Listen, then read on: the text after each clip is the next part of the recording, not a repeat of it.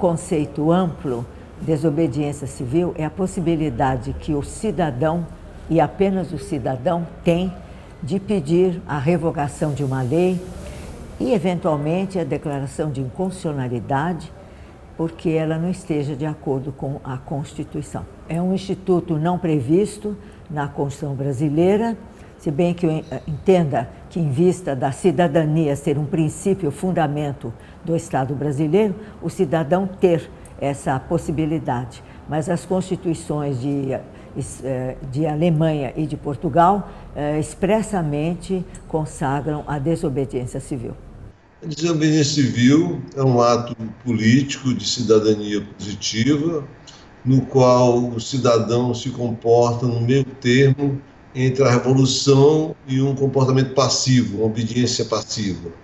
Então, a desobediência civil é uma ruptura com determinado aspecto do ordenamento jurídico ou político de um país, mas aceitando o ordenamento como um todo, com algumas regras, como não violência, como um ato público, um ato político, de um modo geral um ato coletivo, ainda que tenha algumas objeções de consciência, seja considerada também uma forma de desobediência civil.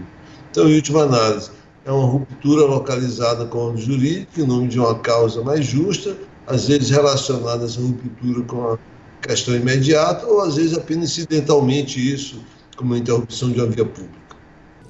Quando a gente fala de desobediência civil, eu acho que a primeira questão que a gente precisa desmistificar é o fato de que o próprio termo traz uma carga histórica negativa, que lhe foi imposto, né? Como se desobediência civil fosse algo nefasto, fosse algo até de porte criminoso, digamos assim, um ilícito. E a desobediência civil não é isso. Nós temos pensadores desde a antiguidade, passando pela idade medieval, mesmo a moral cristã medieval, previu a desobediência civil, pensou sobre a desobediência civil como um direito, como aquele direito inerente ao cidadão, à sociedade, de poder sim questionar, se contrapor a um sistema ou a um coletivo de normas, um rol de normas, que porventura não estejam de acordo com o fundamento do direito, porque o fundamento do direito, ele tem esse potencial, é o de trazer equilíbrio, de tentar pacificar as relações e, na medida do possível, tentar erradicar a desigualdade. Mas nem sempre, quando ele se torna direito positivo, direito posto, ele realiza essa missão. Pelo contrário, muitas vezes o direito, como complexo, né, como um fenômeno complexo que ele traz injustiça, ele traz desequilíbrio, ele traz privilegiamento de uns em detrimento de outros. E às vezes o próprio sistema, que tem formas previstas para alterar essas injustiças, não altera. Então a sociedade e o cidadão precisam ter maneiras de alterar essa situação em prol do bem comum, em prol do equilíbrio, em prol da paz, em prol da justiça. A desobediência civil é exatamente isso, é se contrapor ao direito que não está justo, ou ao contrário até, que não só não está justo, mas está gerando injustiça, está gerando, ao invés de pacificação, está gerando mais conflito do que o que deveria. Então, a desobediência civil é um direito, não é simplesmente algo ilícito ou algo que se faz por rebeldia. Aliás, a desobediência civil é uma das formas de expressão e organização social mais responsáveis que existe, na minha opinião. A desobediência civil, para mim, é um conceito filosófico. Ela diz respeito a não cumprimento de uma lei considerada ilícita. Um dos filósofos que apresentou esse conceito foi o Henri Thoreau. Ele propôs que se algum escravocrata, por exemplo, se negasse a continuar a escravidão seria abolida nos Estados Unidos. Só que há um conceito jurídico que é, digamos assim, a contraface, a face jurídica desse conceito filosófico da desobediência civil. O conceito jurídico que é a face no direito da desobediência civil é a resistência passiva do administrado perante uma atuação do poder público. O que seria a resistência passiva? É um direito que o administrado tem de não ser sancionado por ter descumprido um ato inválido, um ato ilícito do poder público. Então, se o poder público edita, por exemplo, um ato administrativo que viola o direito, e este ato administrativo impõe uma obrigação ao administrado, o direito de resistência passiva surge só nessas situações, que eu chamo de atos administrativos involuntários, mas com um cumprimento, com uma primazia de um cumprimento voluntário. Então, por exemplo, um lançamento tributário. O lançamento tributário é editado de ofício pelo Estado, um lançamento como IPTU, porém, o direito dá uma primazia ao cumprimento voluntário por parte do administrado. O Estado não executa o patrimônio do administrado de plano, não. Há um prazo para se pagar voluntariamente o tributo. Então, há uma primazia ao cumprimento voluntário. Bem, diante dessa primazia, supondo que este lançamento seja inconstitucional, ou seja, ilícito por algum motivo, o administrado pode deliberar por não cumprir a obrigação estabelecida, por não pagar o tributo. Bem, se não houvesse o direito de resistência passiva, ao não pagamento do tributo incidiria a sanção prevista, uma multa tributária devida pelo não pagamento do tributo. Por força desse instituto da desobediência, da resistência passiva, que é a resistência passiva, como eu disse, a face jurídica da desobediência civil, uma vez não pago o tributo, caso seja reconhecida a ilicitude do lançamento tributário, esse administrado tem o direito de não ser sancionado, de não ser a ele imposta a multa tributária pelo não pagamento do tributo. Então, o que seria a resistência passiva? É um direito assegurado aos administrados de não ser sancionados caso descumpram, caso optem por descumprir atos estatais ilícitos.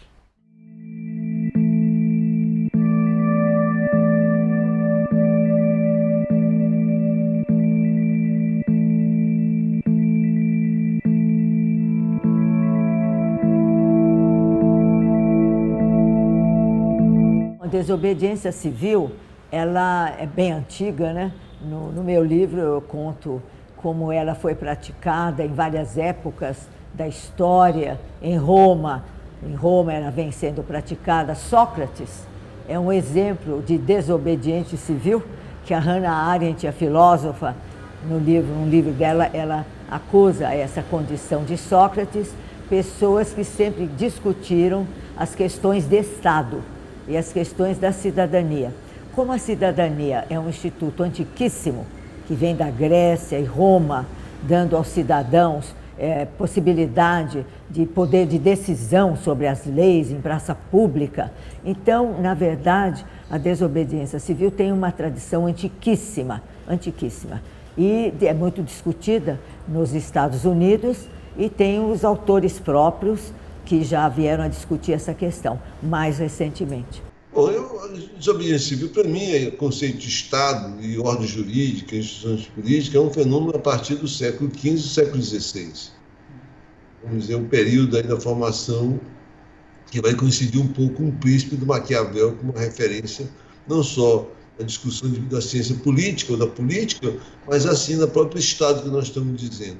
Então, dentro desse contexto, ele é um fenômeno bem recente, né, que a gente pode se referir principalmente ao John Locke, na sua obra, o Segundo Tratado do Direito Civil, que ele previa expressamente a possibilidade de ruptura quando, em algumas circunstâncias, o direito de resistência se impunha. Depois, essa disposição ficou mais clara e mais objetiva, principalmente na Declaração de Independência dos Estados Unidos, em 1776, que é um documento que foi redigido pelo Thomas Jefferson e que prevê não só essa ruptura que poderia existir, mas que, na verdade, era um dever do cidadão. Mas, sem sombra de dúvida, o grande construtor da desobediência civil é o pensador norte-americano, um ensaísta chamado Henry David Thoreau, principalmente com um textozinho que inicialmente chamava de Resistência, mas que hoje acabou sendo publicado posteriormente com o nome de Desobediência Civil. E esse é o nome que acabou caindo para o Instituto. Então, me parece que o grande marco disso é o Thoreau, não só por esse seu texto, mas pelo próprio episódio de desobediência civil que ele se envolveu. Né? Ele era preceptor dos filhos do Emerson, um grande filósofo norte-americano, e aproveitou para pedir que o Emerson permitisse que ele vivesse numa propriedade que ele tinha no Lago Alden. Tá? Inclusive, ele produziu um outro tipo de livro dele, chamado Lago Alden, né? O Alden, que ele fala da sua experiência naturalista, ecológica, que era outra vertente do Thoreau. E ele morou um ano vivendo da própria renda da propriedade, sem nenhum outro tipo de trabalho, foi uma experiência diferente dele. E ele, certo dia, foi preso na cidade de Concórdia, que é a cidadezinha que ele vivia ali em volta, e foi preso porque não estava pagando o imposto de renda. E ele foi preso por conta disso, e ele disse que se recusava a pagar, porque os Estados Unidos estavam envolvidos com a guerra contra o México, tinha se apropriado grande parte do México, em 1848, e também os Estados Unidos defendiam a escravidão. Então ele achava que essas regras impediam ele de ter um compromisso total. Mas ele, por exemplo, alegava que pagava outros impostos que ele achava justos, como o imposto da educação, que era o imposto municipal que existia. Então ele tomou essa atitude e ficou preso. Tá? Diz a lenda que ele passou um dia, depois acabaram soltando ele. E a lenda também conta que o Emerson foi visitá-lo e chegou lá quando encontrou o Thoreau e disse: Thoreau, o que é que você está fazendo aí dentro? E o Thoreau respondeu: e você, Emerson, o que está fazendo aí fora? Tá? Então esse ato é um ato que caracteriza bastante essa desobediência civil localizada, que tecnicamente chama-se objeção de consciência. Tá? Alguns autores, como a Hannah Arendt, ela não considera a objeção de consciência um ato de desobediência civil, porque teria que ser um ato coletivo. Mas a maioria dos autores tende a ver a objeção de consciência como uma espécie de desobediência civil. A gente pode também, no passado mais remoto, se referir à peça do Sófocles, que é Antígona. Né? Antígona era filha do rei Édipo, e na luta de dois irmãos dela, Policlínico e Eteócles, eles acabaram desrespeitando e os dois morreram em combate. E um dos irmãos foi considerado pelo tio, que era o rei de Tebas, que não podia ser insepulto, tinha que ficar como uma punição dele, mesmo depois da morte. E para os gregos aquilo seria como lançar a pessoa no inferno. Então, Antígona, que era irmã dele, acabou recolhendo o corpo e dando um sacramento. E apesar de ser noiva do filho do rei, e ainda assim ela se deparou no julgamento, e ele perguntou por que ele tinha que fazer aquilo. E ela disse: porque acima da lei dos homens tem as leis da consciência de Deus. Então a lei diz, e o que é justo é que eu enterre meu irmão, mesmo que eu me submeta à punição. Tá? Só para completar o episódio da tragédia grega, ela acaba sendo morta, enterrada viva, e o filho do rei, né, quando ele chega e vê ela presa e encerrada, morta, ele acaba se suicidando. Como sempre, uma tragédia grega tem que ser bem tragédia. Né? Mas se considera Sófocles e essa peça Antígona como uma primeira referência da possibilidade dos homens se revoltarem contra o Estado em nome da sua própria consciência. Então, Henri David Thoreau, o livro dele chama-se, na verdade, Do Dever da Desobediência Civil. Do Dever da Desobediência Civil. Não foi traduzido dessa maneira. Mas veja, se não me engano, o Thoreau, ele não era nem formado em Direito. Ele era professor, a vida toda professor, dava muitas palestras, atravessava o país dando palestras, e é uma pessoa que sempre pensou dessa maneira política as questões. E na questão da desobediência civil, é fundamental a leitura do livro dele, fundamental. Diríamos que é uma visão filosófica da desobediência civil, mas sempre partindo da questão da cidadania, porque a cidadania permitiria essa posição do cidadão. A nossa Constituição mesmo, com referência à cidadania, ela permite, no parágrafo 2º do artigo 74, que o cidadão denuncie ao Tribunal de Contas irregularidades em obras públicas. Ele nem precisa provar, ele só vai denunciar, e isso tem de ser verificado. O cidadão também pode levar petições ao Poder Legislativo, dando queixas, reclamações, mas isso não é conhecido no Brasil. Felizmente, a educação política no Brasil deixa muito a desejar. O cidadão não sabe exatamente os poderes que ele tem. E mais recentemente, se me permite, eu estou comentando as emendas constitucionais e nenhuma delas foi submetida à consulta popular. Está alterando a Constituição. O artigo 14 prevê consultas populares de plebiscito e referendo. Nenhuma delas foi exposta à consulta popular. Então, veja que falha na questão da cidadania, na questão da educação política no Brasil.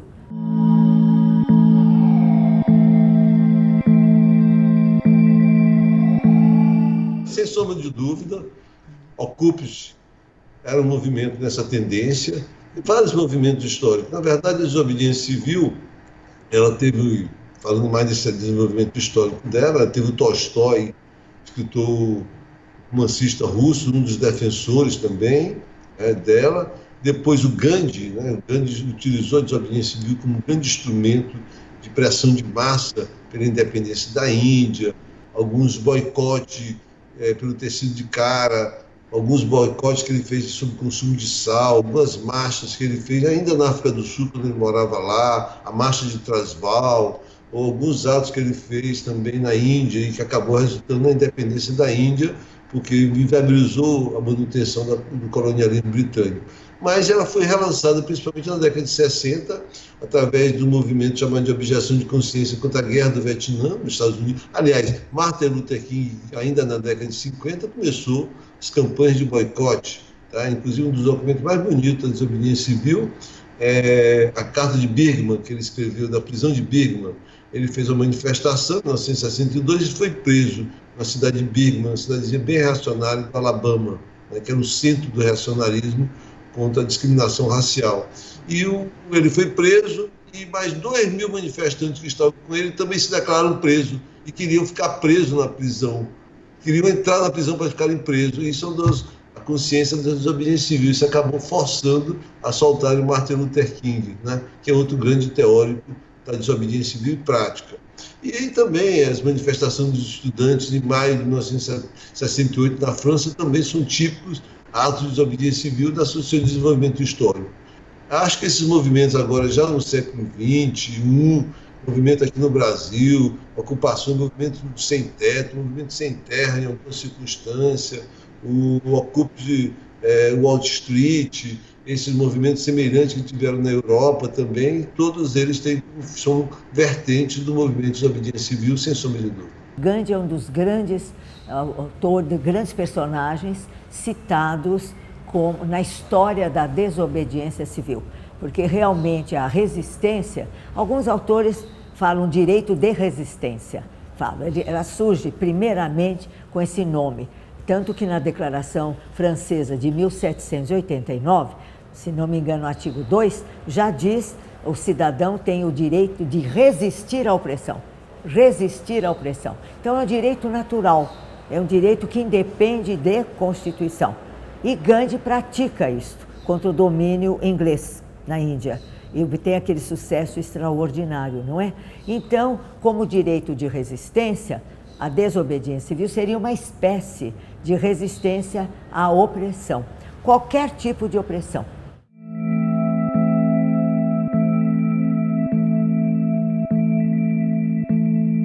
Você não salta da desobediência civil para a revolução. Claro. Você ainda tem manifestações de gradação em relação a isso. Eu acho que o Black Bloc é bem típico isso. Ele não é a revolução nem a desobediência civil. É um terceiro comportamento. É uma resistência política e não quer dizer que seja revolução. Existem vários comportamentos, por exemplo, desde a obediência passiva, que o cidadão está indiferente a qualquer coisa, uma obediência consciente, onde o cidadão tem os seus comportamentos, mas questiona os atos, e uma série de outros comportamentos que tem. Tá? Eu englobo tipo assim, nós estamos falando muito sobre o Black Bloc. O Black Bloc como movimento de resistência mais amplo, dentro daquela linha do John Locke, tá? Que era uma linha de resistência, e que desse direito de resistência mais ampla que nasceu de desobediência civil, aí pela partir da interpretação do Thoreau, e principalmente no século XX, a materialidade que ele houve. Então, certamente, para mim, é uma resistência política não violenta, tá? Não é uma resistência armada, por exemplo, mas é uma resistência política. Então, eu botaria uma gradação entre a revolução, a resistência ampla, a resistência política, com uma gradação ainda que isso também tenha muita sutileza, porque nem sempre as coisas são tão tranquilas. A ideia que tem, por exemplo, o Gandhi, ele não enumera alguns comportamentos que deviam ter. Então, o Gandhi era muito mais rígido em relação ao comportamento que os desobedientes deviam ter ou não. Tá? Isso aí. Mas, na verdade, a dinâmica política, o próprio movimento negro nos Estados Unidos, ele nasceu com uma resistência política e civil, quando teve um episódio muito trágico em Selma, outra cidade do Alabama, em 1963, onde a polícia jogou os cachorros no manifestante. Aquilo foi um extremo de extrema violência, mas isso acabou sendo um motivo principal, porque a Suprema Corte norte-americana considerou as leis de desobediência civil dos estados, principalmente dos estados do sul dos Estados Unidos, como inconstitucionais. Então, mesmo aquele ato de violência suprema do estado, um estado fascista, policiais brancos jogando os cachorros sobre manifestantes afrodescendentes, evidentemente, as pessoas reagiram também. Então, você nunca tem essa ideia corretinha, tudo certinho, o script, tá? Ainda que eu acho que você tem algumas regras que você deve estabelecer daquilo que é desobediência civil, até porque sempre a desobediência civil quer provocar o convencimento da maioria. A desobediência civil, ela existe para provocar as pessoas a ter uma consciência coletiva e ela possa intermediar, pressionar o Estado para que ele mude sua política. Então, a vida real não é tão simples assim que a gente possa enquadrar numa fórmulazinha. Mas, evidentemente, alguns parâmetros gerais, como eu já falei, desobediência civil, a publicidade, a aceitação da punição, alguma forma de violência por impropriedades, e outras formas de resistência que não são tecnicamente de desobediência civil, a objeção de consciência, em última análise.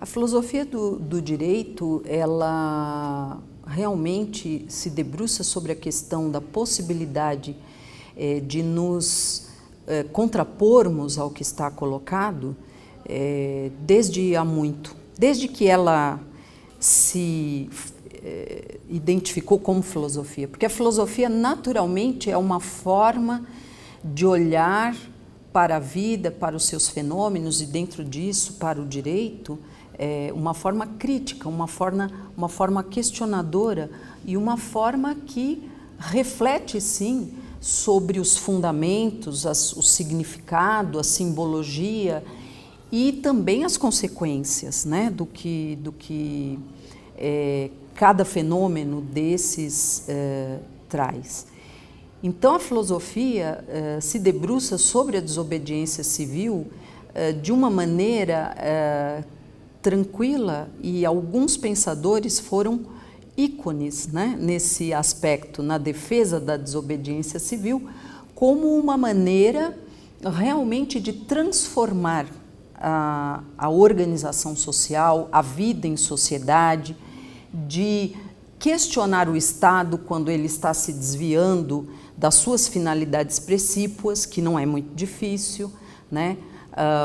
Então, a filosofia, ela vê a desobediência civil não apenas como uma formalidade, né? Ou seja, um instrumento que você pode utilizar para rever sistemas de normas especificamente, design do Estado.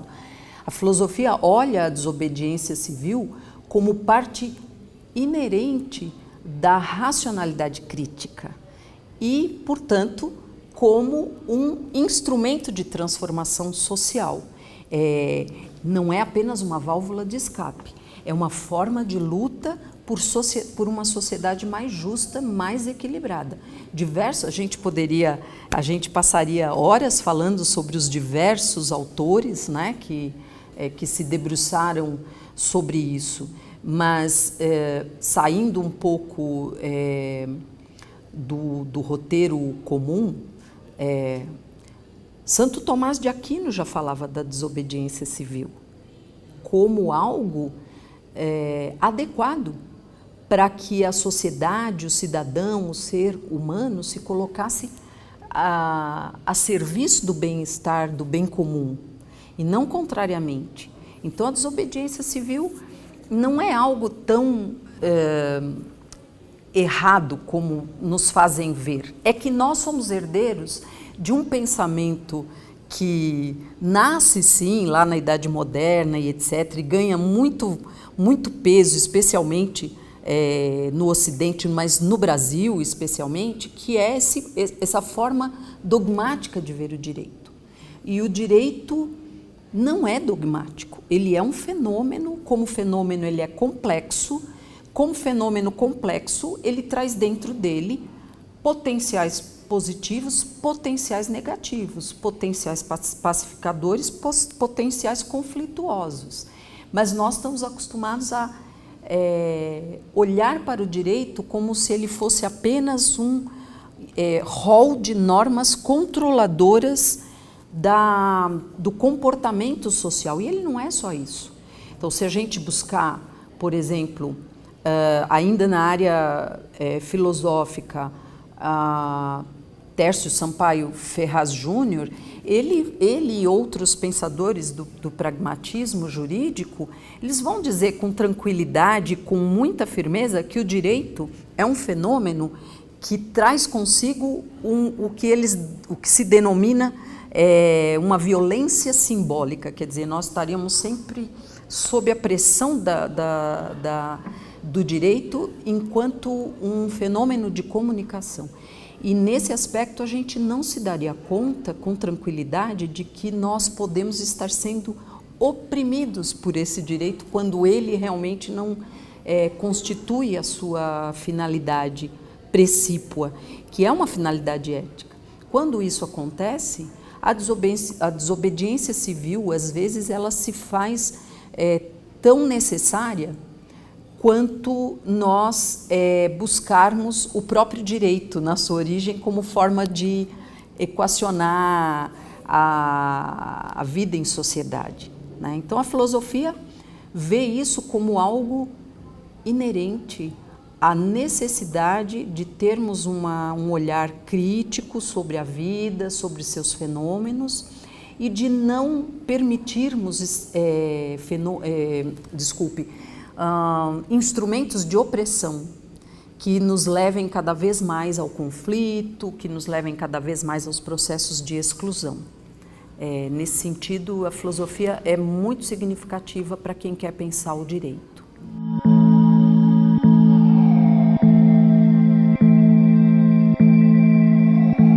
Nós estamos acostumados, né, como operadores do direito, como pensadores, aplicadores do direito, mas a sociedade também está acostumada, foi forjada, né, nos últimos 2 séculos e meio, mais ou menos, 2 séculos e meio, nós fomos forjados a olharmos para o direito como sendo apenas aquele que o Estado determina que seja.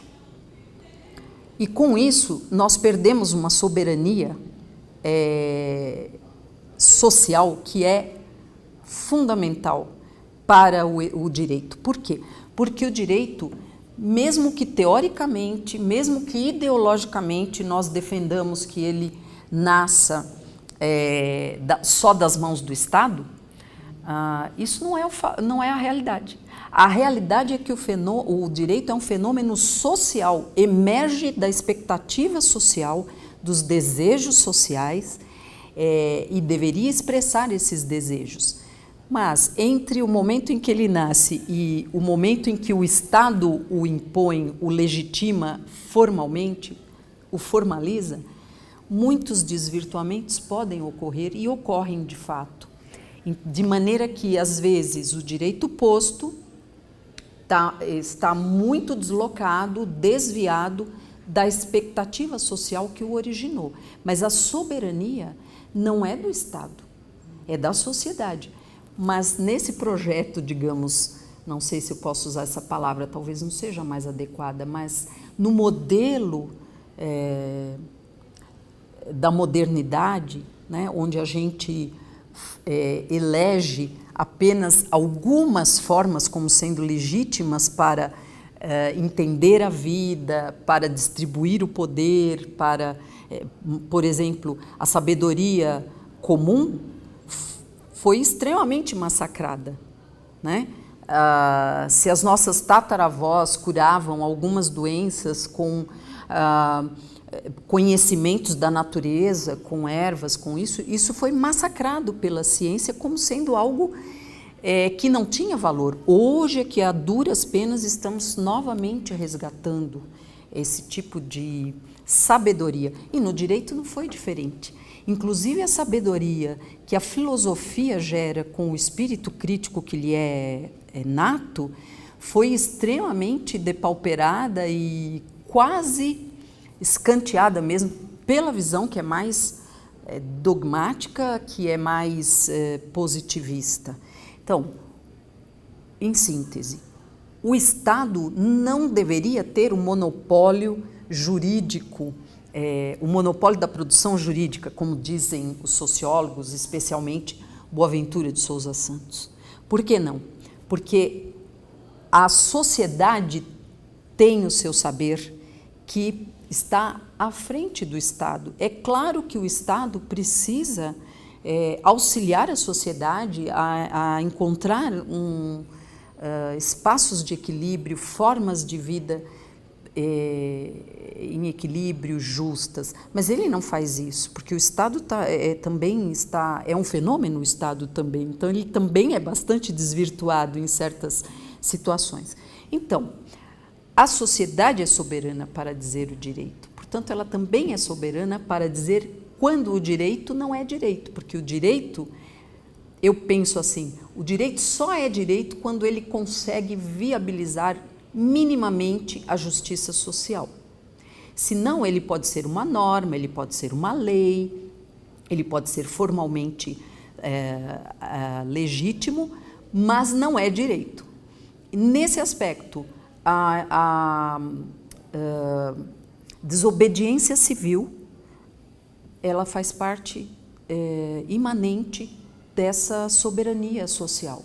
E isso o Estado moderno desqualifica, não quer, por vários motivos que a gente não vai discutir agora, mas não vai poder ficar o tempo todo desqualificando a soberania da social no que diz respeito ao desejo e à expectativa de que sociedade queremos e, por isso, que Estado queremos, que direito nós achamos que expressa melhor a busca de felicidade, a busca de justiça, a busca de equilíbrio, mesmo com todos os conflitos que a sociedade nos traz.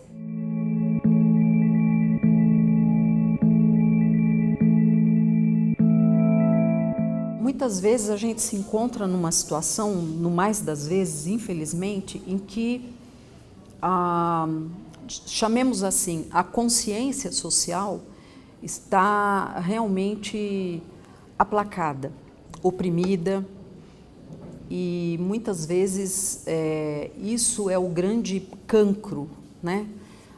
Para que nós tenhamos esse desvirtuamento de poder, o desvio do exercício do poder, que infelizmente é comum.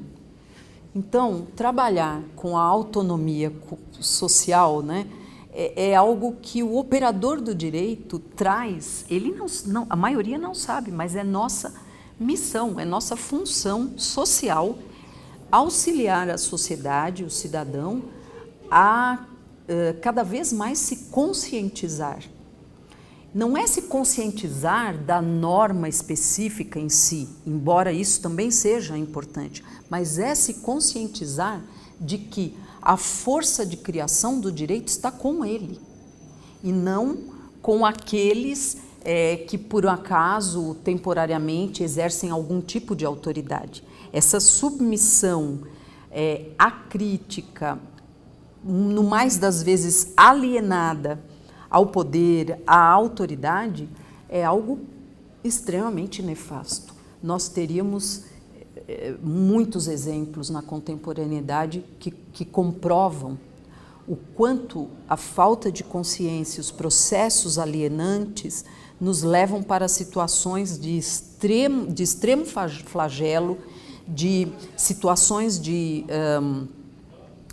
processos de exclusão social inacreditáveis e que até hoje estamos já bastante adiantados no século XXI, a gente continua mantendo e fomentando esses processos. Ora, então, nós temos que resgatar essa autonomia social.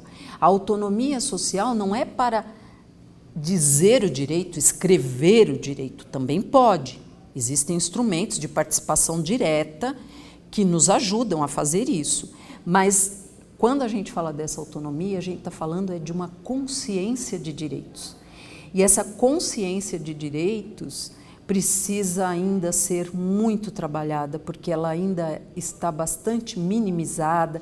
No mais das vezes, ela ainda está sendo confundida com a possibilidade de buscar, por exemplo, a prestação jurisdicional. Então, os processos de maximização, de judicialização, podem ser confundidos com processos de conscientização. Claro que eles têm um pouco de consciência, eles são muito significativos e importantes, mas quando a gente fala da autonomia social, a gente está falando de algo muito mais profundo, muito mais amplo, que é a sociedade saber que tudo emana dela. Então, ela tem potencial para fazer as coisas de uma forma justa. Agora, quando emerge a consciência e a situação, ou ela é de alguma forma talhada, criada, investida, né, de poder, de autonomia, e a situação é calamitosa, social, a desobediência civil entra como um aspecto dessa autonomia extremamente importante, porque às vezes é só através dela que a gente vai conseguir derrocar sistemas extremamente flagelantes, né, da sociedade. Então, ela continua sendo muito significativa, mesmo quando a consciência está mais alargada ou já está mais sedimentada naquela sociedade, naquele coletivo, naquele povo, naquela nação.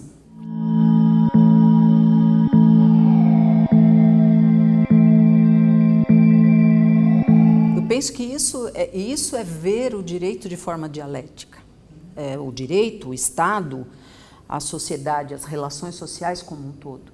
Porque na visão dialética, nós temos que trabalhar dentro do sistema e fora do sistema, e não só fora do sistema, né? Então, acho que o processo de reflexão dialético e crítico sobre o direito, ele está muito ainda menosprezado. Porque, de verdade, mas nós temos autores fantásticos que nos ajudariam em todas as áreas. E o Thompson, ele vê com clareza que, como um fenômeno, o direito, mesmo sendo um majoritariamente opressor, não deixa de ter o seu potencial emancipatório e pacificador. E, portanto, nós podemos e devemos adentrar e estimular esse potencial. Bom, a desobediência civil, ela tem que ser dialética também, ela tem que ter, no meu modo de ver, ela tem que ser utilizada com muita responsabilidade e também ela tem gradações, né? Porque a desobediência civil, você pode tanto se rebelar, digamos assim, contra uma única norma, como contra o sistema como um todo. Então, entender a desobediência civil é entendê-la do ponto de vista no meu modo de ver, dialético. Isso significa que a gente não vai generalizar aquilo que está sendo questionado ou aquilo que está sendo visto e recebido como injusto. Por quê? Porque sempre haverá uma faceta que é justa e essa a gente precisa salvaguardar, porque senão a gente põe tudo a perder e os progressos civilizatórios e os progressos da luta democrática, embora ela ainda seja muito dura, né, para quem defende, né, essa forma de vida social, de organização do poder, embora ela seja muito complexa e ainda bastante carente, né, ela já nos trouxe muitos benefícios civilizatórios e a gente não deve deixar isso para trás. O direito é um deles. Queiramos ou não, a humanidade tem escolhido o direito como uma das suas alavancas de organização social. Então, ele é importante, ainda que ele esteja totalmente desvirtuado se a gente se deparar com uma situação dessas, mas ele é fundamental. Eu ainda acredito que o direito é muito mais um instrumento emancipatório do que opressivo, mas vai depender do grau de soberania e de consciência social, do grau de responsabilidade e ética dos operadores do direito, que isso me preocupa muito, e, obviamente, do grau de organização global. A gente não pode olhar para o mundo hoje, a gente não pode, melhor dizendo, olhar para si sem olhar para o mundo. O padrão global é muito opressor ainda. Então, a gente tem que ver a desobediência civil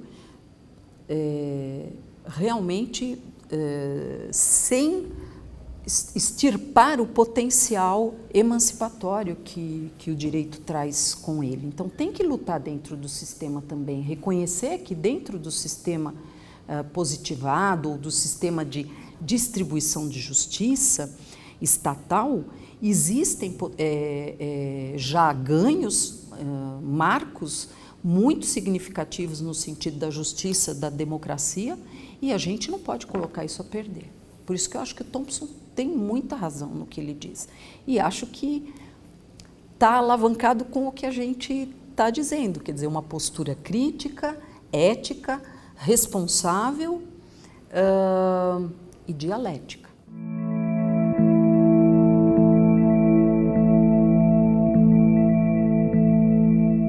Quando a gente olha para a contemporaneidade, mas nós podíamos debruçar esse olhar sobre todas as fases históricas, a gente vê que o direito foi mais justo onde e quando a soberania social não foi menosprezada. Então, há uma correlação que é inegável entre essa consciência social e a efetividade do direito. Porque a efetividade do direito não é simplesmente uma lei dar certo.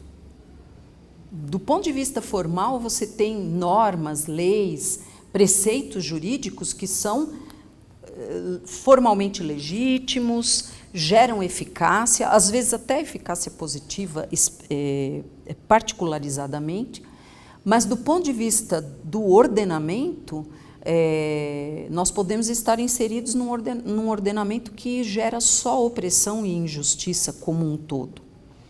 Então, este sistema não estaria de maneira adequada efetivo, quer dizer, realizando a efetividade do direito, porque a efetividade do direito, ela se realiza quando a expectativa social, o desejo social, as necessidades emergentes da sociedade são trabalhadas no direito e são equacionadas, pelo menos em parte, pelo direito, e não maximizadas, né? Os conflitos maximizados pelo direito. Então, a efetividade do direito tem tudo a ver com a emancipação do ser, social do ser. E a desobediência civil entra nesse aspecto de que, às vezes, a gente precisa lutar para poder se emancipar, para poder garantir formas de exercício da liberdade e da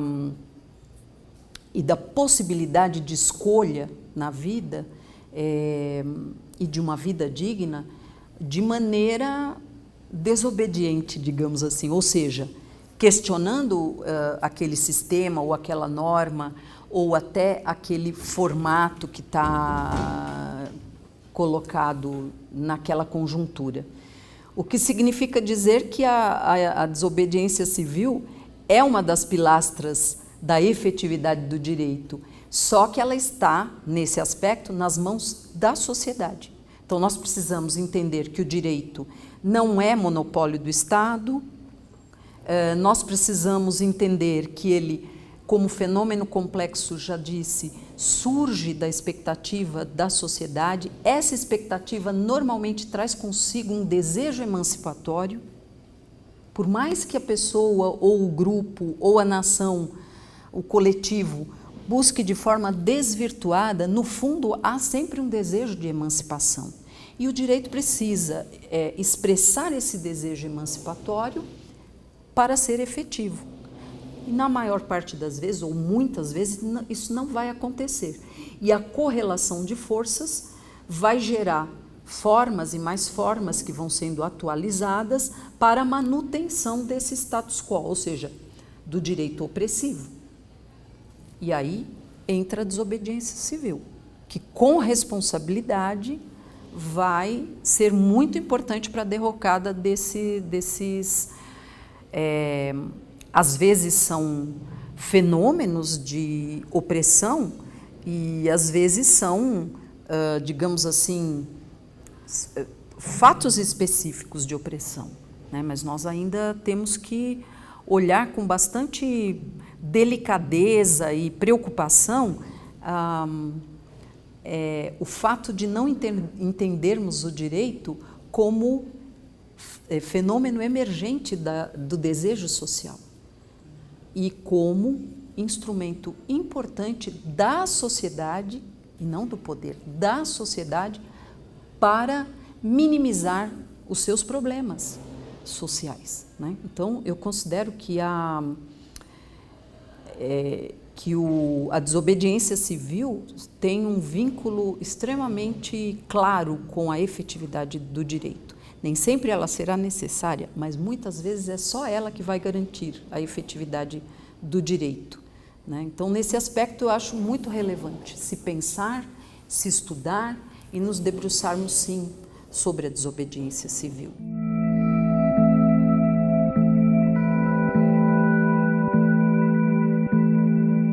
Sem dúvida, Meirelles Teixeira, é bom lembrar, é um autor clássico brasileiro, um excelente constitucionalista, e ele traz um capítulo, poucos tratam disso, sobre direito de revolução. Sem dúvida, naquele artigo da Declaração de 1789, artigo 2, que diz que todo ser humano tem direito à liberdade e a resistir à opressão, estão colocadas várias espécies, entre as quais a desobediência civil. Então, seria um direito natural do homem de resistir à opressão, qualquer tipo de opressão, por mais sutil que ela seja. E resistiria, no nosso caso, pela desobediência civil, que já é um processo próprio para isso, né? Mas estaria também o direito de revolução.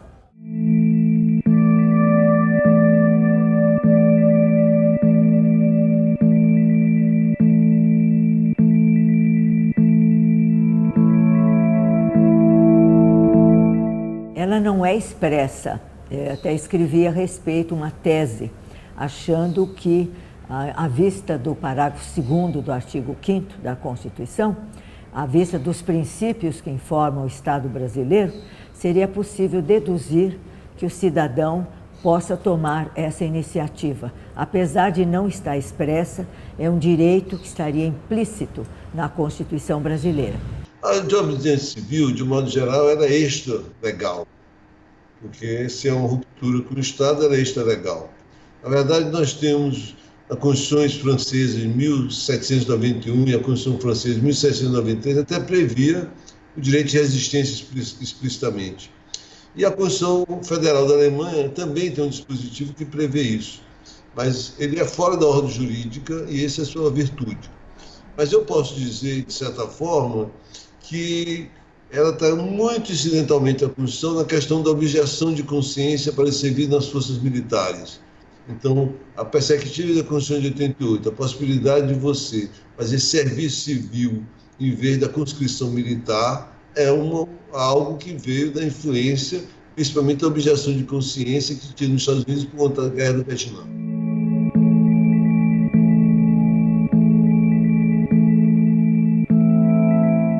Aí se trata de uma verdadeira ação.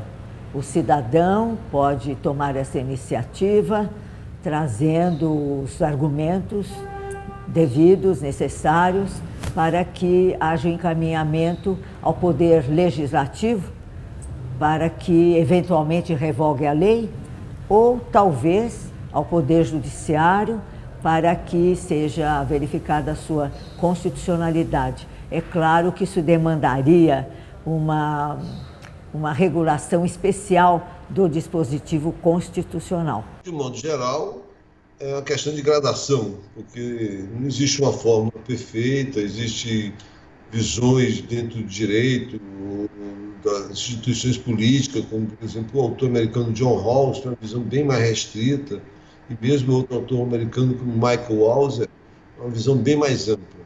Mas eu posso dizer que a violência contra as pessoas talvez seja o principal vetor. O Rawls, por exemplo, não admite nenhum tipo de violência. O Walzer já entende, principalmente, uma violência contra a propriedade privada, contra a propriedade pública, por exemplo. Interrupção de um tráfego de veículo, ocupação de um prédio público, que são atos de violência, mas não violência física. Então, para mim, o limite maior e mais claro é, principalmente, que não é uma ruptura geral, com a ordem jurídica, mas é uma ruptura localizada e que, acima de tudo, não tenha violência contra as pessoas.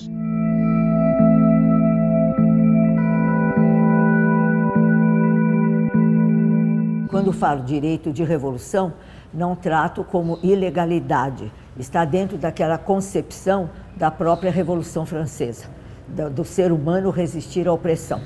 Qualquer tipo de opressão, venha do Estado, venha de outro ser humano.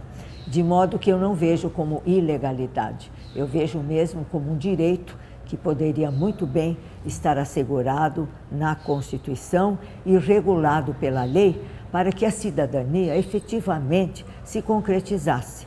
Porque um grande problema que nós temos no Brasil, não temos uma forte educação política da cidadania, da republicanismo. Não temos essas concepções trabalhadas em medidas, em meios da pessoa utilizar. Então fica como algo teórico, como algo que se estuda, mas que não se pratica. E isso poderia até ensejar que não houvesse muitas violências. Na medida em que o cidadão possa requerer, pleitear, ele não precisaria usar de violência, porque toda violência é condenável, venha do lado que vier. A própria Revolução Francesa, que deixou tanta influência, foi seguida do período do terror, em que a violência na população, na sociedade francesa, foi uma coisa lamentável. E isso deve ser evitado a todo custo.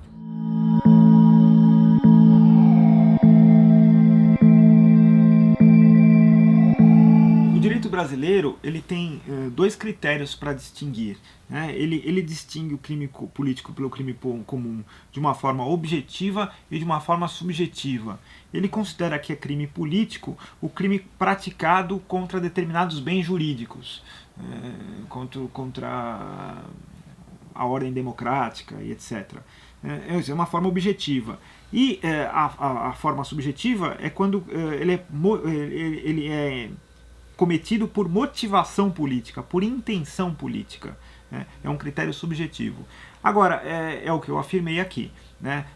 A jurisprudência consolidada ela até ela concretiza a teoria da relação de poder em relação ao crime político. Porque se a cada vez que um crime fosse cometido com motivação política, ele fosse considerado um crime político, né, a autoridade estatal seria rompida. Então, o que acontece em grande parte, em muitas vezes, se aplica a teoria do interesse predominante, o critério da predominância. Então, diz o Supremo, se faz uma ponderação e verifica o que prevalece, o que deve prevalecer no caso concreto, se é a intenção política ou se é ofensa aos bens jurídicos tutelados pelo direito. Então, já disseram os ministros do STF, quando se trata de crime de sangue, por exemplo, sempre haverá a prevalência dos bens jurídicos protegidos pelo direito e uma desqualificação do crime como um crime político. Ele será considerado um crime comum. Nós podemos dizer, sempre que houver violência, certamente a jurisprudência efetuará essa desqualificação do crime político. Então, acaba ficando para o crime político crimes praticados sem violência, crimes praticados apenas pelo uso da palavra, e aí há uma diferenciação dogmática entre a pena, entre o grau da reprimenda estatal, tendo em vista se tratar de um crime com motivação política. Agora, mesmo nesses casos em que o direito aceita aquele crime como um crime político, internamente o direito toma a atuação como uma violação da norma. Haverá uma diferenciação aqui dogmática em relação à pena e mais, né, do ponto de vista dogmático, uma análise para admitir ou não uma extradição. Internamente, do ponto de vista dogmático, essa é a pertinência de qualificarmos uma conduta criminosa como um crime político ou não. Sabermos se aceitaremos extraditar ou não extraditar alguém e sabermos se aceitaremos uma pena distinta. Mas o que é importante notar é que, praticamente sem exceção, o direito vai considerar a violação de uma norma como uma violação dessa norma e não como uma não aceitação da legitimidade por estabelecê-la. Porque o crime político configura isso. Eu não aceito a legitimidade de quem estabelece essa norma. Eu rejeito a autoridade de quem a estabelece. Por isso eu não estou descumprindo a norma, porque sequer a norma para mim. O que faz o direito? O direito rejeita esse comportamento. O direito toma sempre esse comportamento como uma violação da norma. Ele desconfirma a desconfirmação. Então, o comportamento dentro da ordem jurídica, a violação da norma é sempre tomada como uma efetiva violação da norma. A atuação política dentro do direito, ela é sempre juridicizada. Porque a atuação política dentro do direito é sempre considerada ou cumprimento do direito, uma discricionariedade legislativa ou administrativa, ou violação do direito. A atuação política só é autonomamente política fora do direito. Por quê? Porque nesse caso, se quem discorda do regime estabelecido se volta contra ele e consegue derrubar o regime estabelecido, aí estabelecerá uma nova ordem jurídica. E aí o que era atuação, uma atuação política, porque nessa nova ordem estabelecida, essa atuação não será sancionada. Então, fechando o raciocínio, é isso. A atuação política dentro do direito nunca é política, ela é jurídica. Ou é uma mera exercício de competência discricionária pela administração ou pelo legislativo, ou é violação das normas estabelecidas e passíveis das sanções estabelecidas pelo próprio direito. A política só é política propriamente, autonomamente considerada, propriamente dita, fora do direito. Porque nesse caso, rompendo a ordem jurídica, aquele comportamento não será sancionado na nova ordem que vier a estabelecer.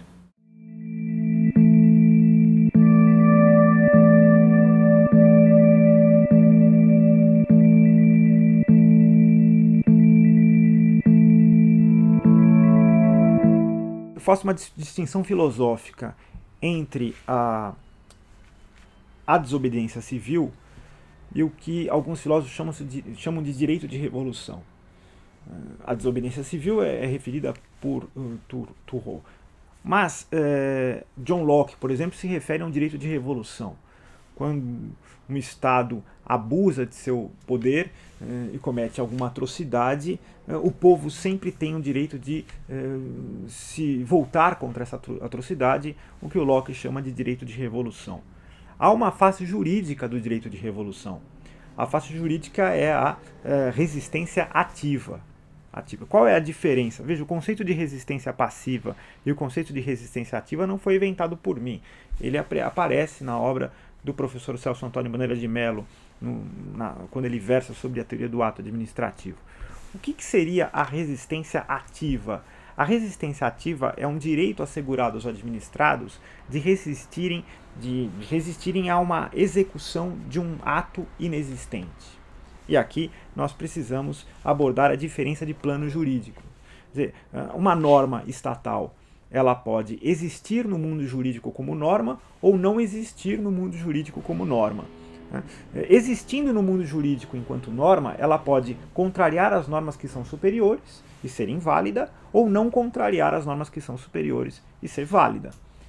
Sendo válida, ela pode ser eficaz ou ineficaz; sendo inválida, ela pode ser eficaz ou ineficaz. Então aqui é uma distinção teórica a ser feita para compreender a resistência passiva e a resistência ativa.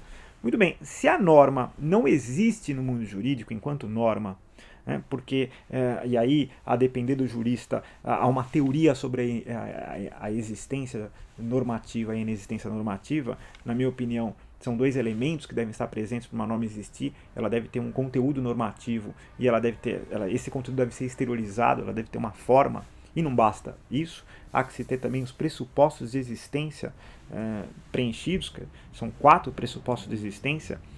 Na minha opinião, deve ter presente um objeto, ou seja, a pessoa, a coisa que a norma se refere deve existir no mundo real, porque a inexistência do objeto desconstitui o aspecto deôntico da norma e faz ela inexistir no mundo jurídico. Deve haver também, além do objeto, uma habilitação de quem propõe essa norma, quem edita essa norma para elaborá-la. Se nós aqui fizermos um contrato, este contrato existirá no mundo jurídico, nós somos habilitados a celebrar contrato, mas se nós aqui pegarmos uma folha de papel e redigirmos uma sentença, essa sentença não existirá no mundo jurídico, porque não temos habilitação para produzir sentença. Então há que se ter uma habilitação de quem produz a norma para produzir aquele tipo de norma. Há que se ter um mínimo de eficácia social na proposta de Kelsen, quer dizer, a norma deve ser minimamente reconhecida como norma na sociedade, e o conteúdo dela não deve configurar uma intolerável injustiça. Tendo os elementos e preenchidos esses pressupostos de existência, a norma existirá. Muito bem. Caso não haja um dos elementos ou um dos pressupostos de existência, a norma não existirá no mundo jurídico.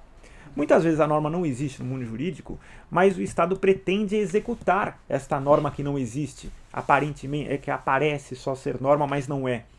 Diante de uma pretensão estatal de executar uma norma inexistente, surge o direito de resistir ativamente a esta execução. Quer dizer, ativamente é reagir pela força, manu militari, se for o caso, reagir pela força manu militari. Então, um exemplo, se um delegado de polícia determina a um investigador, a um carcereiro, que torture um preso. Esta ordem do delegado de polícia não configura uma norma administrativa, ele não configura um ato administrativo. Não há o mínimo de eficácia social por trás disso, configura uma intolerável injustiça. Então, ele não existe no mundo jurídico enquanto norma estatal. Muito bem, a pretensão de executar esta norma gera para o administrado o direito de resistir ativamente à execução, ainda que seja força, ainda que seja manu militari, ainda que seja pegando algo para se defender violentamente, para evitar a tortura. Muito bem, a resistência ativa é assegurada à execução de atos inexistentes. Em relação aos atos inválidos, o administrado não tem direito de resistir ativamente à execução.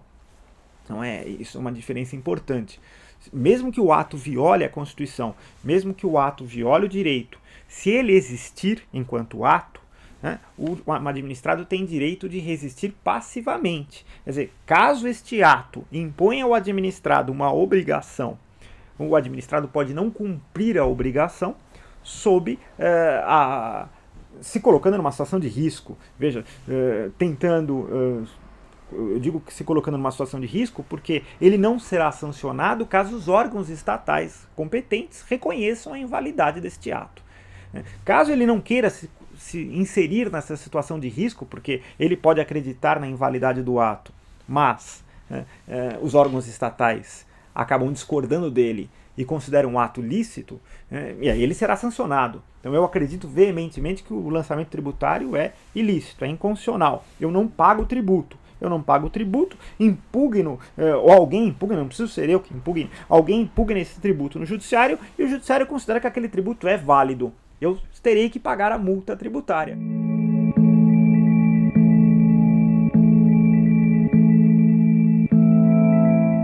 Eu adoto uma posição doutrinária que foi difundida no Brasil pelo Tércio Sampaio Ferraz Júnior, sobre compreender as normas jurídicas como uma situação comunicativa. Quer dizer, há uma situação comunicativa aqui entre quem edita a norma, né, e quem é destinatário dessa norma. Então, a norma seria uma mensagem nessa situação. Um orador, editor da norma, e o ouvinte, receptor da norma. Muito bem. Diante dessa situação comunicativa, o direito faz parte do direito uma relação de poder. O destinatário da norma, diante do exercício do poder, ele sempre pode ter apenas 3 comportamentos. Ele pode aceitar a ordem imposta e cumprir a norma. Ele pode rejeitar a ordem imposta e descumprir a norma. E ele pode desconfirmar a ordem imposta. É fácil compreender a aceitação da ordem e a rejeição da ordem. Todo mundo compreende isso, mas nem todo mundo compreende, já não é um conceito mais técnico, não perceptível por todos, a desconfirmação da ordem. Desconfirmar a ordem significa rejeitar o exercício do poder, rejeitar a autoridade para estabelecer a ordem. Então, eu vou me valer aqui de um exemplo didático. Aliás, eu tratei da resistência passiva e da resistência ativa no meu livro Efeitos dos Vícios do Ato Administrativo, me permita fazer essa propaganda, no capítulo 9, e já aprofundei o estudo da desobediência civil e do direito de revolução, ou seja, da resistência passiva e ativa, no livro que publiquei posteriormente, Um Diálogo sobre a Justiça, com um professor lá da PUC de São Paulo, Luiz Manuel Fonseca Pires. Tratei disso no capítulo 4. Então, a ideia é basicamente essa. Eu vou dar um exemplo didático aqui. Imagine que eu tenho um filho e o meu filho quer ir a uma festa, né, altas horas da noite, e eu digo a ele: não, você não irá à festa. Você não irá, é muito tarde, eu não conheço as pessoas, você não irá à festa. O meu filho pode simplesmente aceitar a minha ordem e ficar em casa, ele se submeteu ao exercício do poder. Ele pode não aceitar a ordem e argumentar comigo o porquê que ele deveria ser autorizado a ir à festa. Ele rejeita a ordem, mas ao rejeitar deste jeito, ele se submete à autoridade. Quer dizer, ele aceita a autoridade que eu tenho de negar-lhe o direito de ir à festa. E ele, ao argumentar comigo, né, a me dar razões, a tentar me convencer, ele está aceitando a minha autoridade. Isso é rejeitar a ordem, mas o poder ele se confirma a partir da rejeição da ordem. Agora, a outra atitude destrói o poder, que é a desconfirmação da ordem. Quer dizer, o meu filho ele me rejeita como autoridade para impedi-lo de ir à festa, ele simplesmente despreza a minha ordem e vai à festa sem me dar satisfação nenhuma. Como é que o poder reage à desconfirmação? Porque a desconfirmação destrói o poder, né? O poder ele deslegitima a desconfirmação, ele desconfirma a desconfirmação, ele toma a desconfirmação como uma negação. É isso que faz o exercício do poder, ele toma a desconfirmação como uma negação. Então, no direito isso é muito comum, né? É possível cumprir as normas jurídicas, respeitar o direito, é possível descumprir as normas jurídicas, aliás, a norma jurídica pressupõe a possibilidade de descumprimento, até aí estamos falando óbvio, né?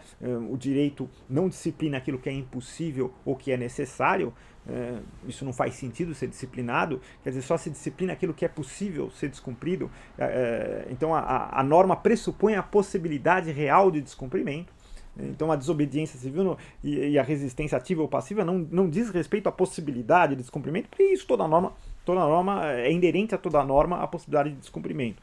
Então, na verdade, é possível descumprir, quer dizer, é proibido para matar as pessoas. A pessoa pode ir lá e cometer o crime, sabendo que está cometendo o crime, e se sujeitar à pena de reclusão de 6 a 20 anos. Mas é possível também descumprir a norma por uma proposta política. Ou seja, eu descumpro a norma não apenas porque estou considerando que viola o direito, mas eu descumpro a norma porque eu parto do pressuposto de que aquela norma não é legítima, porque eu não aceito a legitimidade de quem a estabeleceu. Eu nego a legitimidade do exercício do poder de estabelecer a norma. É o que costuma se chamar em direito de crimes políticos. Eu incido numa violação do direito por um crime político, por motivações políticas. Qual é a tendência no direito, tendo em vista o fenômeno do poder? A tendência é tomar um crime político como um crime comum. É desconfirmar a desconfirmação. E, regra geral, o direito faz isso. Eu trago à baila aqui 2 julgados do Supremo para dar de exemplo, na extradição 855 e a extradição 1085. O que o Supremo fez nos 2 casos? Ele desconfirmou a desconfirmação.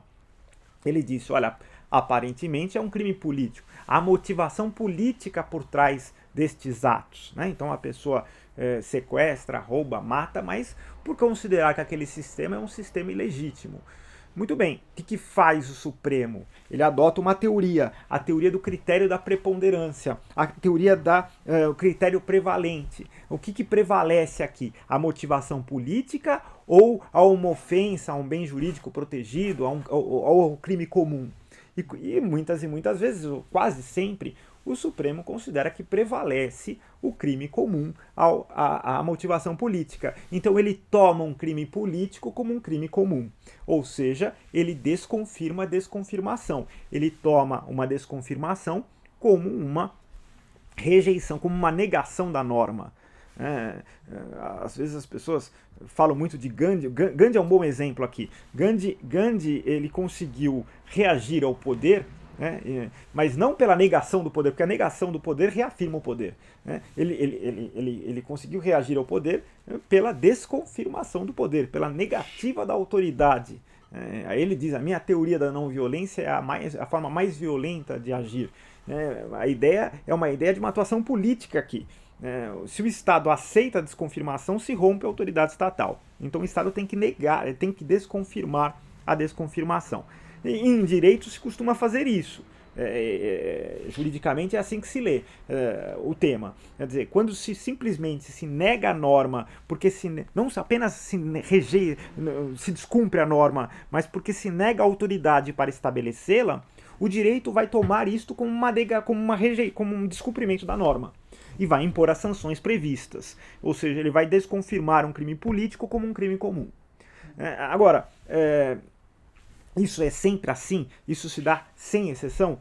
E aí não. Aí nós temos um problema da inexistência normativa. Nem sempre isso se dá desse jeito. Nem sempre isso se dá desse jeito. E aqui eu vou me valer da teoria do Tércio Sampaio Ferraz Júnior para explicar quando que isso não acontece assim. O Tércio Sampaio Ferraz Júnior, como eu disse, ele explica a norma a partir de uma situação comunicativa.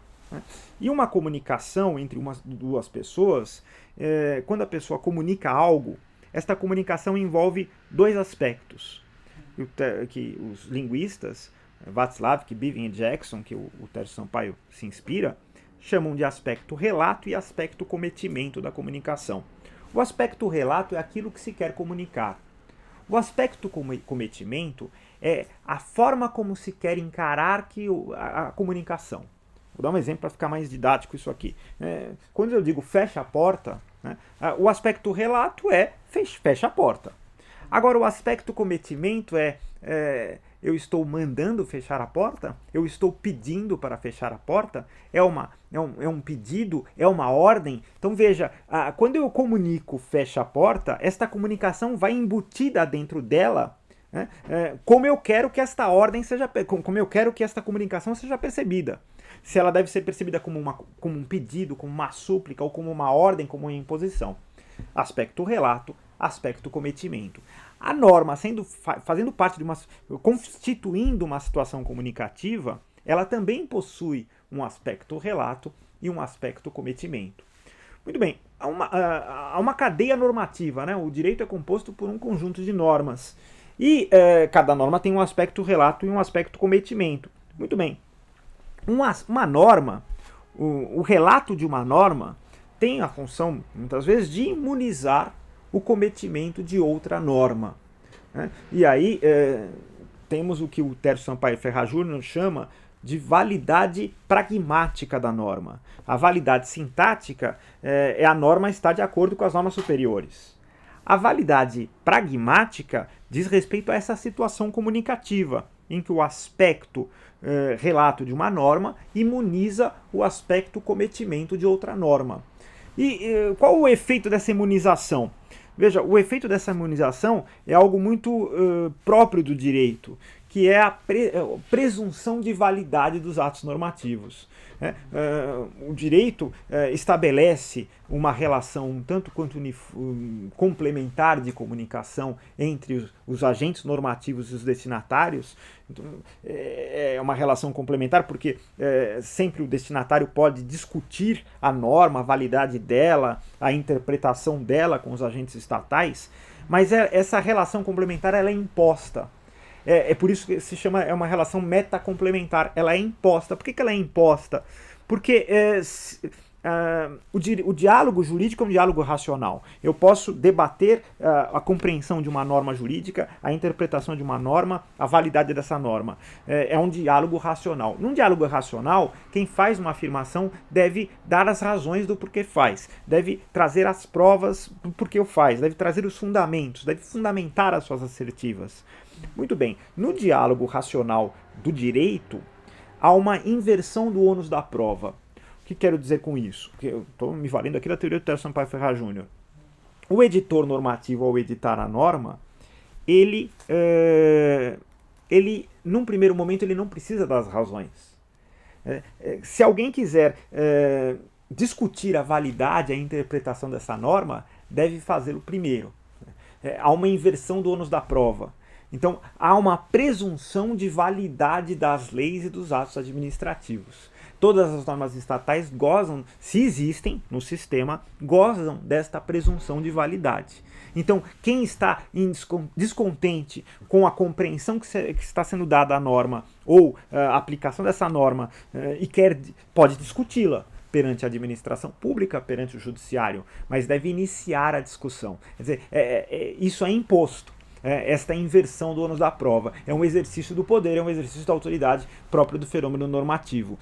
E esta inversão do ônus da prova, esta presunção de validade, é gerado pela essa imunização feita pelo relato de uma norma em relação ao cometimento de outra. Agora, esta imunização nem sempre acontece. Nem sempre acontece. O Tércio Sampaio Ferraz Júnior dá 2 exemplos de que essa imunização não acontece. O primeiro exemplo e os 2 exemplos a que ele se refere dizem respeito a um abuso do cometimento. Diz ele, abuso do cometimento. Vou me referir aos 2 exemplos dele. O primeiro exemplo, que ele chama de uma perversão da homologia. O que significaria a perversão da homologia?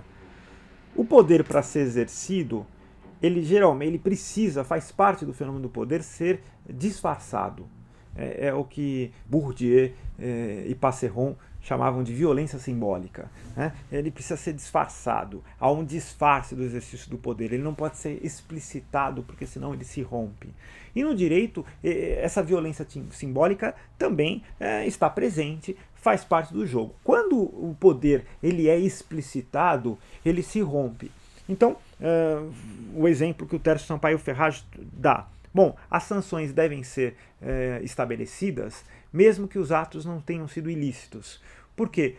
Porque o Estado está precisando de dinheiro. Então, paguem as multas, mesmo que não tenham feito a infração, mesmo que não tenham produzido, não tenham incidido na infração. Bom, se o Estado faz isso, ele explicita a relação de poder, ele não mais camufla a relação de poder. E com a explicitação da relação de poder, o poder se rompe. Isso leva a uma intolerável injustiça, e com isso não há imunização do relato de uma norma em relação ao cometimento da outra, não há inversão do ônus da prova, essa norma se torna inexistente e eu posso até reagir à força ao cumprimento dela. É um exemplo muito bom do tércio. O segundo exemplo é o exemplo da neutralização do destinatário. Porque a relação de poder ela exige um respeito entre quem exerce o poder e o destinatário desse poder. Quando há uma neutralização do destinatário, também há um abuso do poder, um abuso do cometimento, e não há imunização do cometimento pelo relato da norma. Então, um exemplo, né?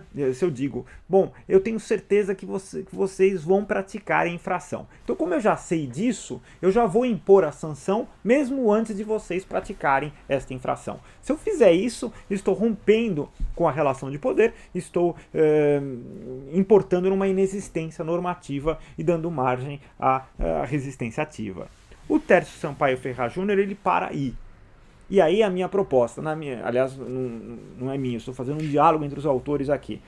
Na minha opinião, a resistência ativa surge, e portanto a inexistência normativa, ela é um efeito da inexistência normativa, surge não apenas quando há um abuso do cometimento, mas também quando há um abuso do relato normativo. E quando que é um abuso do relato normativo? Quando ocorre aquilo que Gustavo Radbruch, depois da Segunda Guerra Mundial, revendo a sua teoria, afirmou: quando nós incidimos numa intolerável injustiça. Quer dizer, quando a norma não é simplesmente injusta, quando ela é intoleravelmente injusta. Né? Um relato que configura uma intolerável injustiça, ele leva a não imunização no aspecto pragmático do cometimento pelo relato e, portanto, a uma inexistência normativa. Agora, a expressão é muito vaga. Né? O que é uma intolerável injustiça? E aqui, me valendo da teoria do Robert Alexy para precisar esta vagueza, né? Para afastar esta vagueza. Uma intolerável injustiça é a violação do núcleo essencial de direitos humanos básicos. Quando efetua-se a violação do núcleo essencial de direitos humanos básicos, incide-se numa intolerável injustiça. Bom, veja que eu fiz 3 restrições semânticas, né? Não é a violação de qualquer direito. Aqui não estou num conceito de direito constitucional, de um instituto de direito constitucional, um direito fundamental, um direito positivado na Constituição. Não, estou me referindo a um instituto de direito internacional público, um direito reconhecido internacionalmente, em pactos internacionais, em declarações internacionais. Mas não basta uma violação do direito humano, tem que ser uma violação de um direito humano básico. E aqui é um aspecto relacional. Quanto mais, todos os direitos humanos, todos eles se referem à dignidade da pessoa humana. Quanto mais imprescindível para a dignidade o direito for, mais básico ele será. Né? Então, há que se ter um direito, uma violação a um direito humano básico. E também não basta qualquer violação. Eu tenho que violar o núcleo essencial do direito humano básico. Eu, num primeiro momento, tinha parado aí. E aí o professor Luiz Manuel Fonseca Pires, nesse livro que eu me referi aqui, Um Diálogo sobre a Justiça, ele fez uma crítica à minha posição. Ele disse, bom, em relação ao aborto previsto no Código Penal é previsto o crime de aborto e há uma excludente de antijuridicidade. O aborto é permitido, é legalizado, se a fecundação decorrer de um estupro. Muito bem, diz o professor Luiz Manuel Fonseca Pires, mas quando se mata o feto neste caso, não há uma violação do núcleo essencial do direito humano básico, porque, afinal de contas, eu exterminei a vida do feto. Uma crítica bem pertinente, por isso eu alterei a minha proposta, né, e fiz um acréscimo. Bom, a intolerável injustiça se configura a partir da violação do núcleo essencial do direito humano básico, mas uma violação não justificada racionalmente. Quando há uma violação do núcleo essencial do direito humano básico não justificada racionalmente, nós temos uma intolerável injustiça. Então, pode parecer uma teoria muito abstrata, mas tem aplicação prática. Dou 2 exemplos. Né? O primeiro exemplo é um exemplo da Alemanha. A Alemanha era separada, a Alemanha Oriental pela Alemanha Ocidental por um muro. Neste muro ficavam sentinelas e quem tentava sair da Alemanha Oriental para a Alemanha Ocidental, os sentinelas gritavam para a pessoa parar. Se ela não parasse, eles metralhavam a pessoa.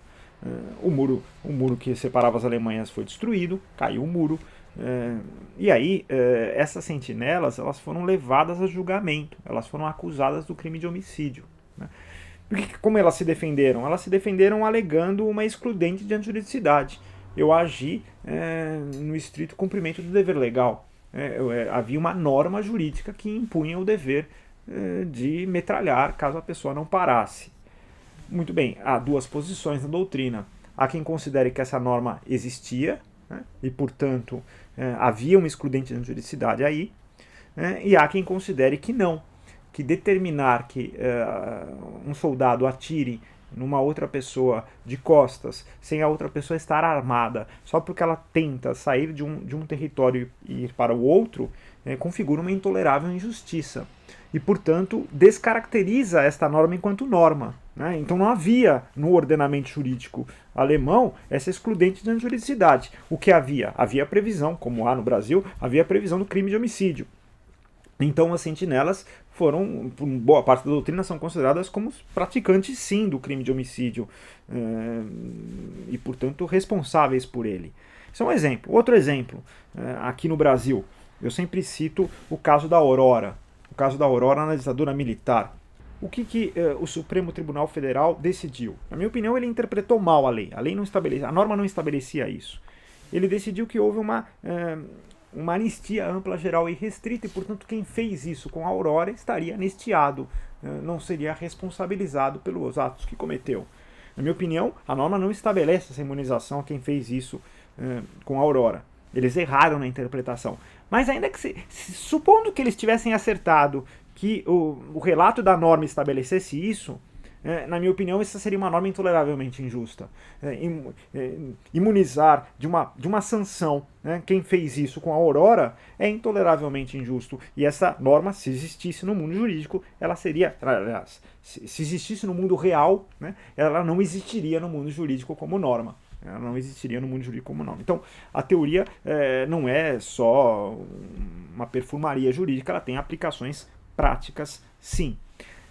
Quase sempre, a teoria da intolerável injustiça ela é desnecessária. Por que ela é desnecessária? Porque, na minha opinião, a norma não existe se não tiver um mínimo de eficácia social. Ou seja, se ela não for reconhecida minimamente como norma pela comunidade, se não houver um mínimo de recognoscibilidade de seu caráter normativo, se o seu caráter normativo não for reconhecido pela comunidade em geral.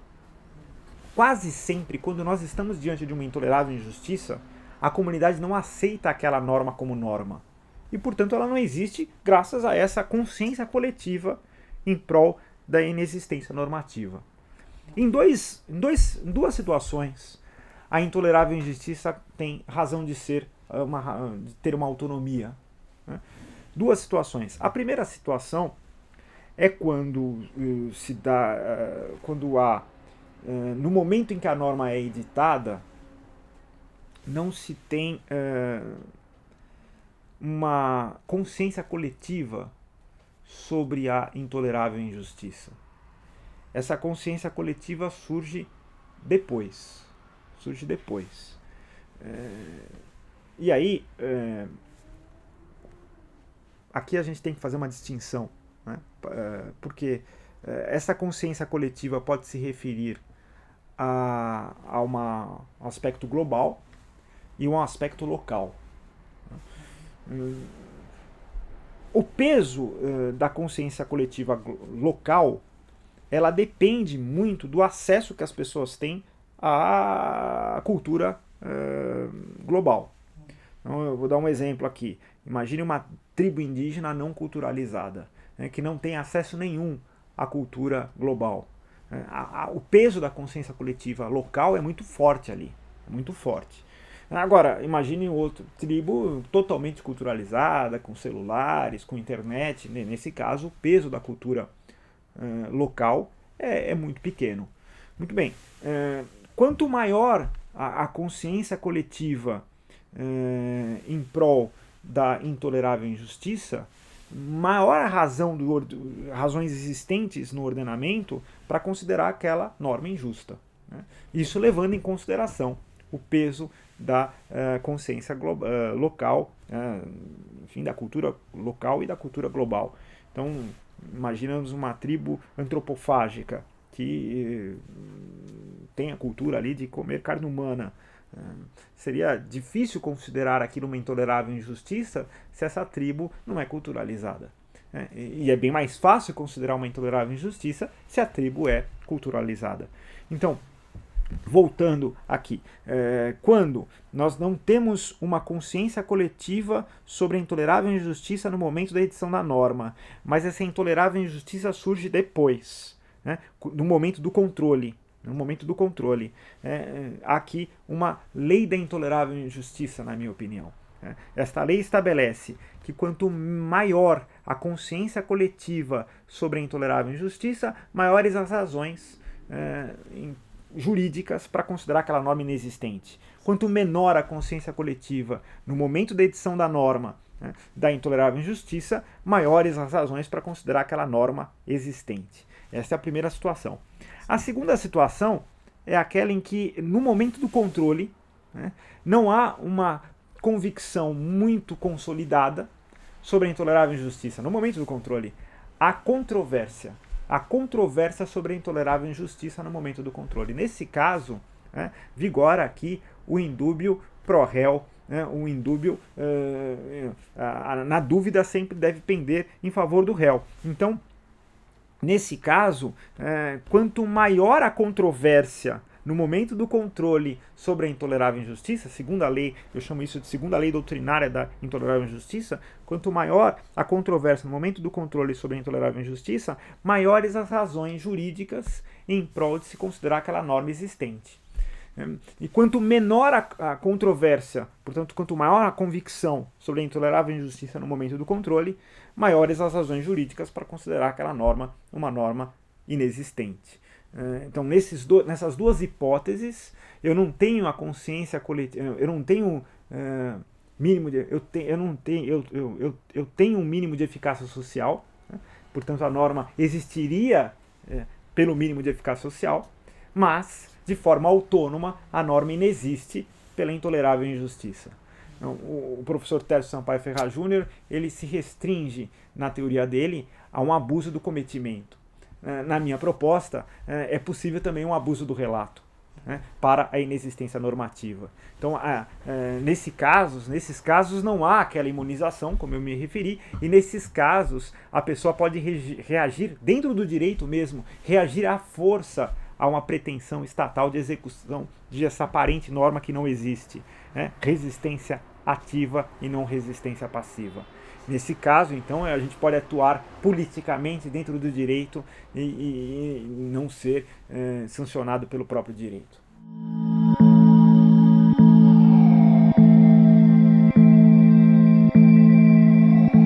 Qual é a natureza jurídica de uma norma que parece existir, mas não existe? Um fato a que o direito atribui efeitos. Não é uma norma. Em direito administrativo a gente chama de fato administrativo, um acontecimento do mundo real que o direito atribui efeitos. Neste caso, ele parece norma, mas ele não é norma. Esta ocorrência no mundo real de algo parecer norma, mas não ser norma, gera efeitos. Quais são os efeitos? O direito do administrado de obter uma declaração de inexistência deste fato, uma declaração de inexistência, seja da própria administração, seja do Poder Judiciário. Essa declaração não se sujeita a prazo decadencial ou prescricional, ela pode ser obtida a qualquer momento.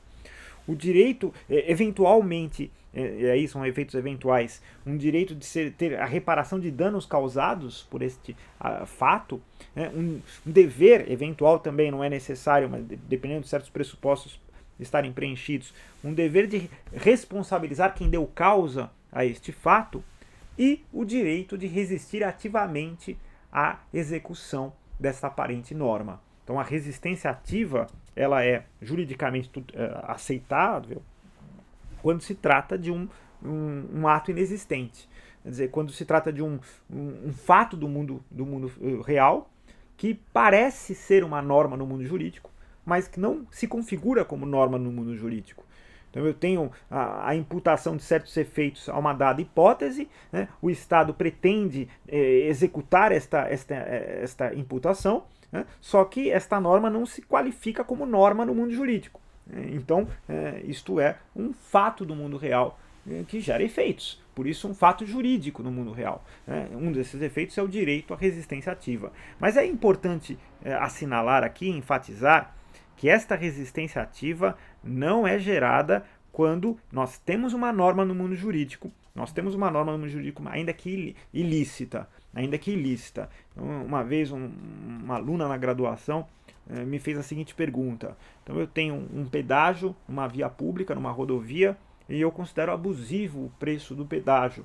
Eu posso acelerar com o carro e passar pela cancela, destruir a cancela? Eu falei, claro que não.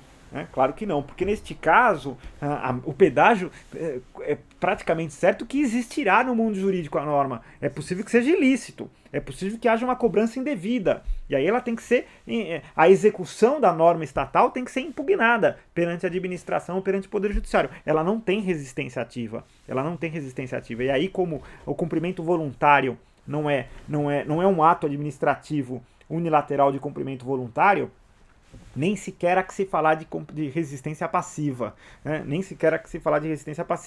Ou seja, se ela não pagar o pedágio, ela não passa, ela não pode passar por ali, ela não pode destruir a cancela.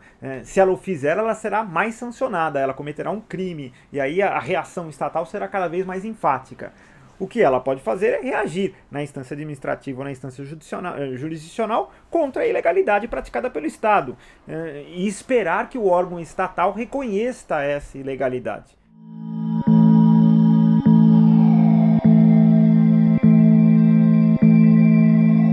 Na verdade, aí você está se valendo da expressão filosófica, né?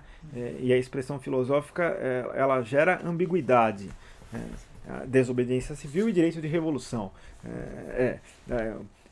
Retomando o raciocínio, a desobediência civil, para mim, como a face jurídica da resistência passiva, ela pode ser praticada sempre que um ato estatal impõe uma obrigação ao administrado e o administrado considera esse ato inválido, ilícito.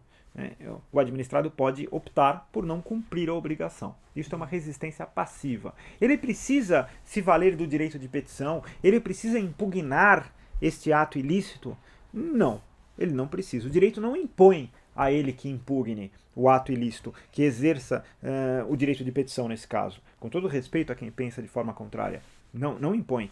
O direito admite que ele simplesmente descumpra a obrigação imposta pelo ato ilícito. Só que, como eu disse, ele se insere numa situação de risco nesse caso, né? De que os órgãos estatais competentes reconheçam a invalidade do ato. Se os órgãos estatais competentes, por uma provocação de outrem ou de ofício, porque a administração pública pode atuar de ofício, o judiciário não pode. O judiciário depende, pela inércia da jurisdição, que alguém proponha uma ação. Mas a administração pública não. Ela pode reconhecer as suas próprias ilicitudes de ofício. Então, se de ofício ou por provocação, os órgãos de outrem, os órgãos estatais competentes reconhecerem a invalidade daquele ato, esse administrado que optou por descumprir a obrigação a ele imposta não será sancionado. É um exercício de resistência passiva, que na minha opinião é a face jurídica da desobediência civil, reconhecida juridicamente. Agora, não há que se confundir com a outra situação, que eu estou usando expressões diferentes exatamente para diferenciá-las. A outra situação é o que a parte da filosofia chama de direito de revolução. O direito de revolução aqui seria a face filosófica do que em direito se chama de resistência ativa. Então, nesse caso de atos inexistentes, em que o Estado resolve executar estes atos inexistentes, o destinatário, o particular, pode reagir pela força, reagir, como diz o professor Celso Antônio Bandeira de Mello, manu militari, contra a pretensão estatal de executar o ato inexistente. Então, o exemplo didático, se o Estado quiser torturá-lo, a pessoa pode, em legítima defesa, violentamente tentar impedir a tortura. O direito aceita isso, o direito aceita a resistência ativa, face jurídica do direito de revolução em relação aos atos inexistentes. Em suma, o direito aceita a resistência passiva, face jurídica da desobediência civil, em relação aos atos inválidos. Formidável, está na Constituição. O cidadão poder se indispor contra uma lei, né? Requerer a declaração de inconstitucionalidade ou a revogação da lei. Beleza isso.